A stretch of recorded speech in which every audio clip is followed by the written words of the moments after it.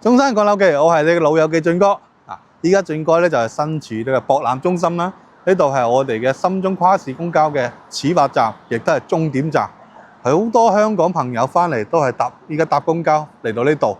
跟住我哋過嚟呢度啦，喺度出站口，我哋呢度接佢去睇樓或者係過嚟辦手續啊。呢度都係喺嚟到呢度都係非常之方便嘅。依家講緊18蚊，我哋就可以由福田口岸搭到嚟呢度啦，係非常之方便快捷㗎。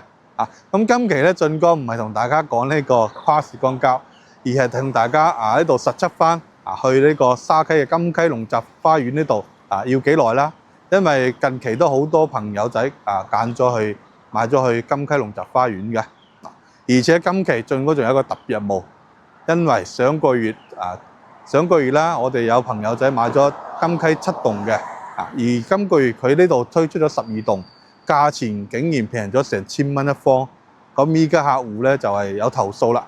俊哥你點搞乜嘢啊？點解會貴咁多啊？咁俊哥都會同佢之前都已經同佢解釋翻，係有特別原因啦，導致價差比較大嘅。正常佢嗰度咧價差嘅話就係最多就係差個百零蚊嘅啫，嗰啲就所以唔會差咁多嘅。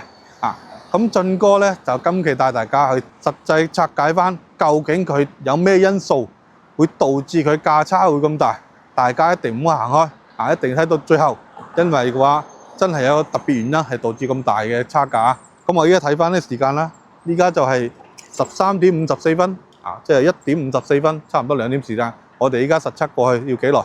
我哋 Let's go！OK， 我哋而家上車啦！導航顯示就係20分鐘啊！呢度因為依家時限都唔塞車，咁樣我哋而家出發啦。呢度咧一條路嘅啫，博愛路，調個頭過去，一條直路就去到噶啦。咁我哋轉頭再見。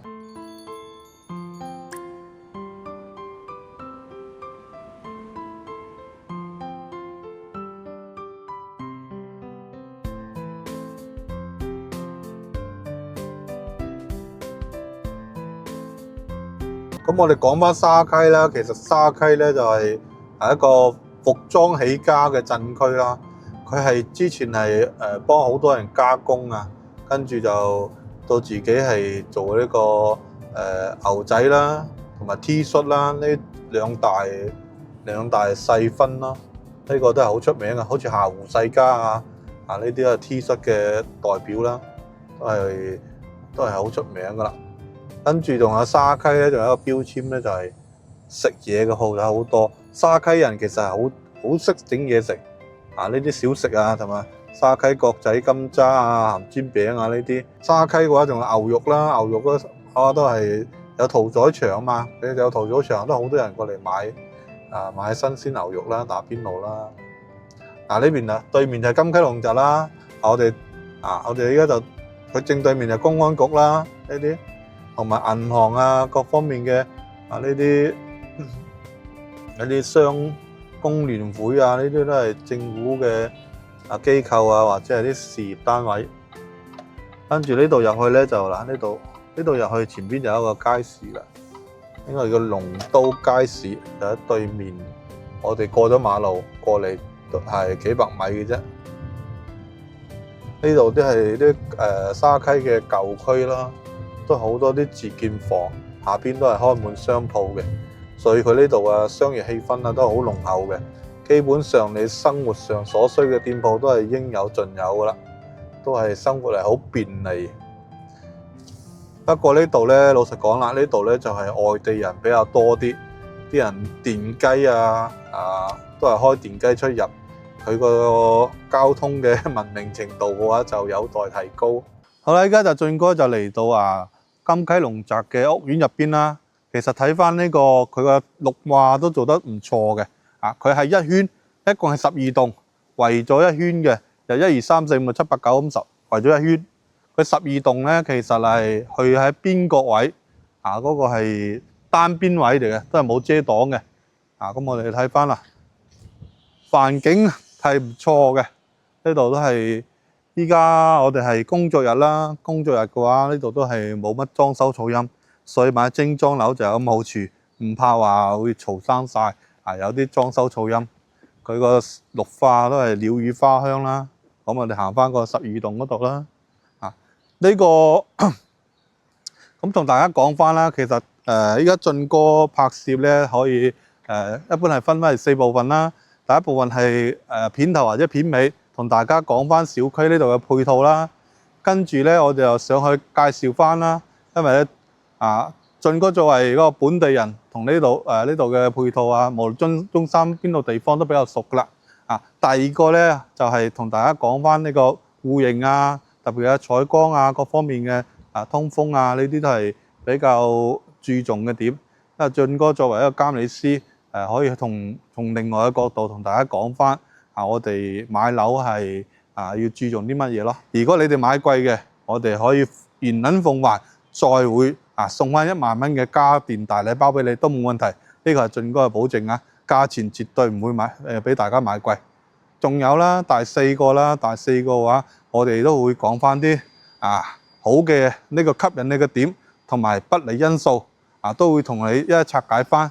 因為好嘅優點咧就吸引你嚟睇啦。如果係唔好嘅因素，先係決定你能唔能接受買唔買呢個樓盤嘅原因。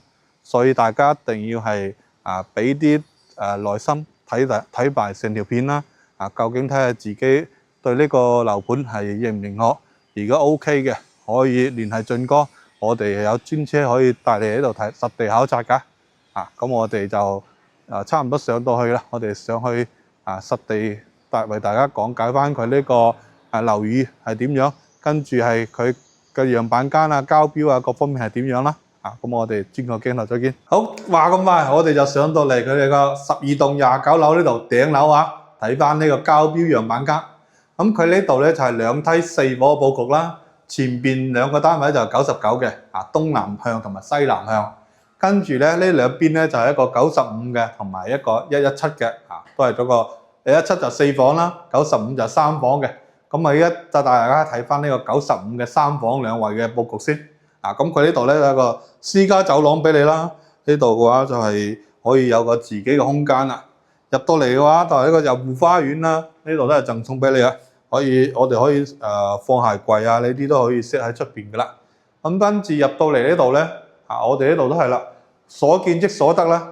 咁佢個飯廳同埋客廳咧都係連埋一齊啦。呢度嘅客廳個開間嘅話去到3.4米啦，都係比較闊落。95嚟講都 OK。佢係做到南北對流啦。咁我哋睇緊主露台啦。主露台嘅話望遠景，呢度係朝北向啦，朝北向。咁因為如果係我哋中意望遠景嘅話，其實佢係要翻低層啦，睇翻個遠景其實都幾靚嘅。但係高層就望得遠啲啦。嗱，我哋睇個遠景都 OK 嘅。咁我哋嘅話就睇下高層咧，話呢啲睇到翻全個沙溪嘅呢個係鎮中心嘅城市景啦。晚黑嘅話，相信都係幾靚嘅，着晒燈都係唔錯。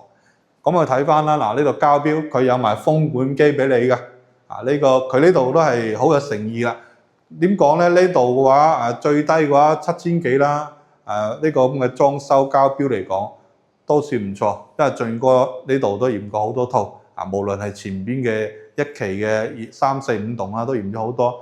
佢嘅雖然係用料就比較普通啲，但係手工都係可圈可點啊，都問題咧唔多。咁我哋睇下啦，呢個飯廳呢度啦，開間就比較窄啲。呢度都係2.6米左右，窄咗少少，放個4方台冇問題。廚房都係啦，廚房呢度嘅話，你如果放雙門冰箱嘅話，就比較逼傑啲，一定要度好尺線。單門嘅話肯定冇問題。咁呢度啦就係2個人煮食都係 OK 嘅。咁嘅3件套都係有齊晒㗎啦。老闆嘅3件套啦，我哋都係齊晒俾你㗎啦。呢啲都係交標。咁呢啲係人造石嘅大理石嘅台面啦，都係好易清潔嘅。咁啊睇翻呢邊嘅副露台啦，副露台就窄咗少少，1米左右啫。呢個洗衣機呢個同埋呢個熱氣熱水器位都已經 set 好晒啦。同埋呢邊都係非常之開揚啊！相信呢邊嘅景嘅話，幾十年都唔會變㗎啦。呢度因為呢度已經係好睇啦，對面嘅係沙溪體育館啦，我哋都睇到晒啦。呢度副露台都係打開咗之後都係通風係非常之好嘅，而且採單邊位啦，採光嘅話嗰啲都係非常之正，光線非常之充足。咁啊睇翻客櫃啦，客櫃呢度3段式嘅佈局啦，呢啲都係實用性好強噶啦，基本上好多樓盤都係咁設計。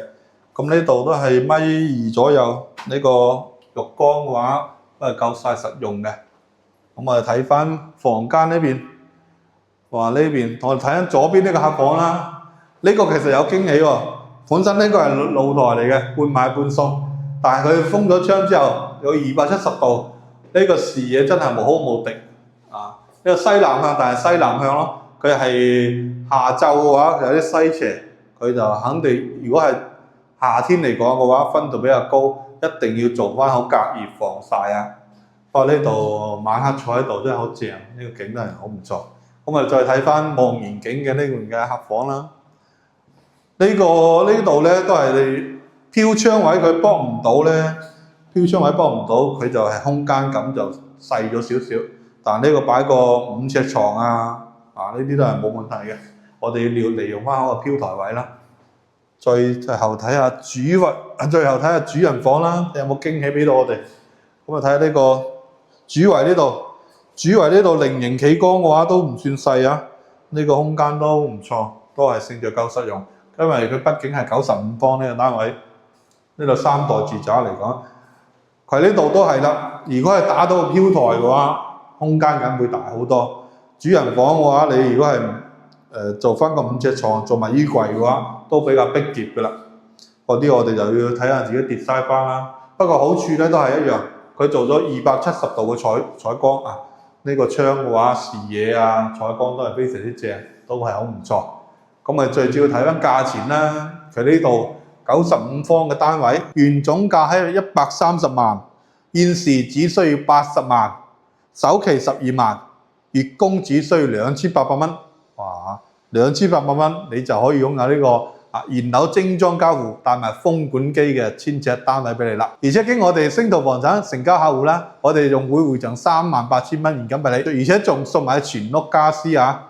哇，係咪好正呢？2000幾蚊，我哋即刻轉個鏡頭睇埋隔離嘅99方，究竟有如何 ？Let's go！ 好啦，咁我哋轉個頭咧就嚟到呢個99方02單位，因為01咧係東南向，佢已經係賣咗啦。我哋睇翻西南向嘅交標，其實呢啲係實木門啦、電子鎖啦，呢啲基本上都係現時樓盤嘅所有標配啦。咁呢度嘅鞋櫃啦，留咗哇整整一面牆俾你，任你 design 就係冇櫃俾你啫。嗰啲我哋要自己去做翻啦。咁入到嚟咧，佢都係飯廳、客廳都係一樣咁大，都去到3.6米嘅開間啦。依家嘅話真係通風非常之哇，現場好頭髮都吹起晒，真係非常之通風。而且佢都係做埋吊頂俾你噶啦，有埋風管機啊嗰啲，所以佢嘅交標都係幾有誠意噶啦。咁我哋再睇翻廚房啦，廚房99方嘅廚房會唔會大啲咧？呢度個單門雪櫃位咗，比啱先嘅話仲要細少少。呢個係 design 就有少少唔係幾理想咯，因為依家現時嚟講，雙門雪櫃都係已經係成為標配噶啦。咁都係一樣啦。3件套啦，老闆3件套。呢啲櫃都係做好晒俾你，但係板材嘅話都係比較普通啊，比較一般。再睇埋副露台啦。副露台呢度嘅話就係比99方要細啲啦，擺個呢度燃氣爐，再擺埋嗰個洗衣機個位都好比較窄啲，都係僅夠嘅啫，僅夠用。咁啊，再睇埋靜區，最後再睇翻呢個陽台啦。客圍呢度都係啦，勝在夠實用，3段式佈局。佢有好處就有埋個壁龕位俾你可以放嘢。我哋再睇啦，呢邊呢個細房啦，咁呢個細房咧都係佢露台改建嘅啦，半賣半送。佢都係採用270度採光，但係呢個99嘅比啱先個95，反而空間感會細咗。呢個就係呢個設計嘅巧妙之處啦。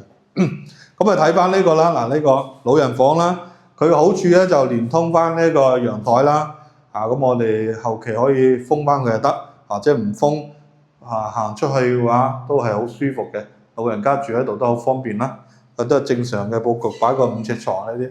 最主要睇翻主人房，其實主人房感覺上比啱先嘅要大啲啦，呢個空間感，而且佢都係採用咗270度嘅採光啦，呢度視野係非常之靚，呢個頂層嘅設計，買頂樓就係有咁好處，就係一覽眾山小嘅感覺，特別係市區更顯到有君臨天下嘅感覺啊！所以香港嘅老友記點解中意買高層嘅市區？真係大地就在我腳下係嘛？相信咧右邊嘅景觀佢就係唔會變㗎啦。前邊有幅地嘅話，可能後期嘅話起樓盤都唔出奇。咁我哋最主要睇翻我最就係睇埋呢個主衛啦。主衛嘅話其實都係夠實用啦，冇乜特別嘅驚喜，都係菱形企缸。呢個就勝在實用啦。我哋最後睇翻呢個陽台，睇下有冇驚喜俾我哋。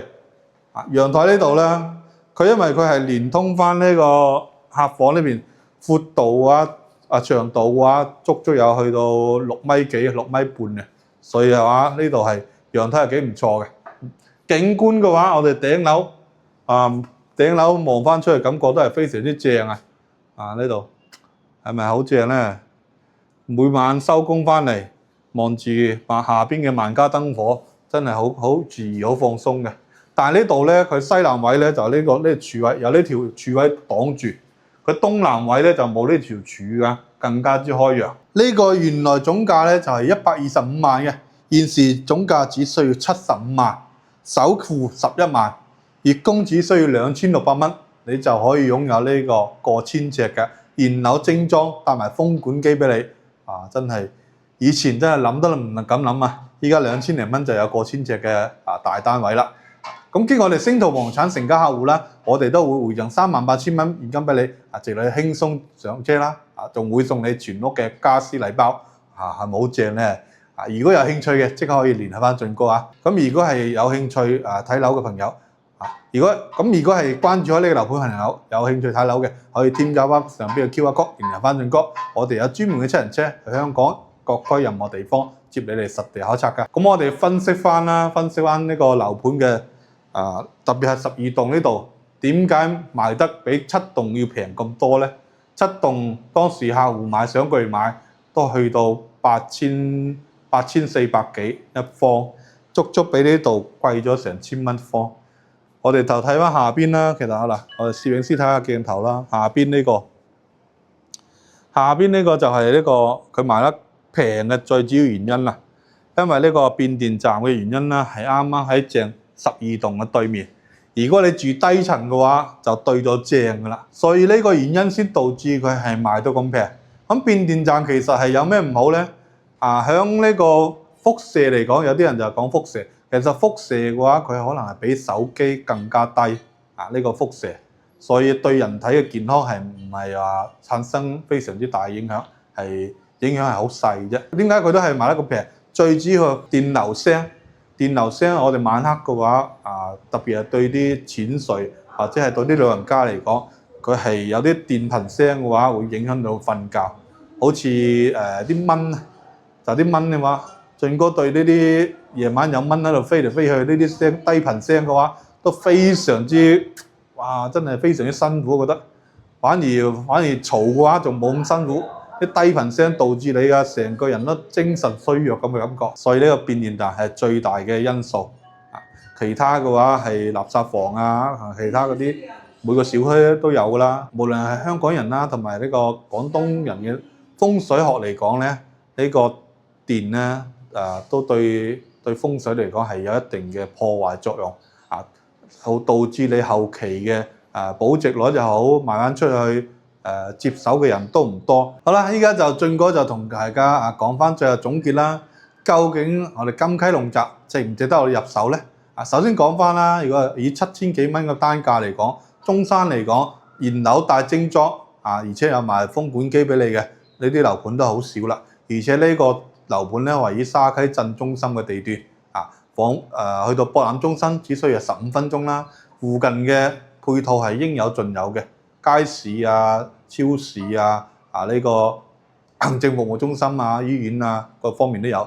佢就係醫療配套係差少少、弱少少，因為呢度係二甲醫院。去到我哋嘅市中醫院啦，同埋博愛醫院呢啲三甲醫院咧，需要係10零20分鐘嘅車程啦。所以注重醫療嘅呢啲老友記咧，就要考慮翻呢個因素啦。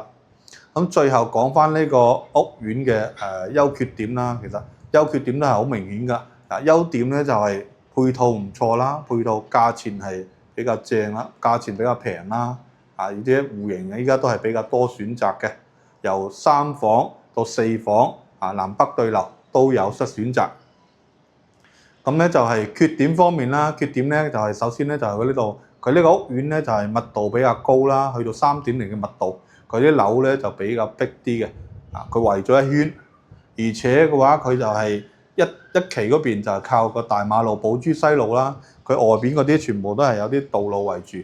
一期嗰邊嘅大馬路比較嘈啲，所以呢啲都係要考慮翻。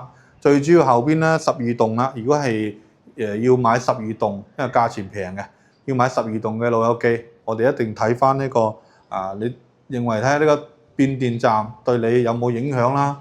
而家住嘅話就 OK 嘅，如果考慮以後出手嘅話，可能呢個變電站啦會影響呢個一部分嘅購買人群嘅，呢啲都要慎重考慮翻。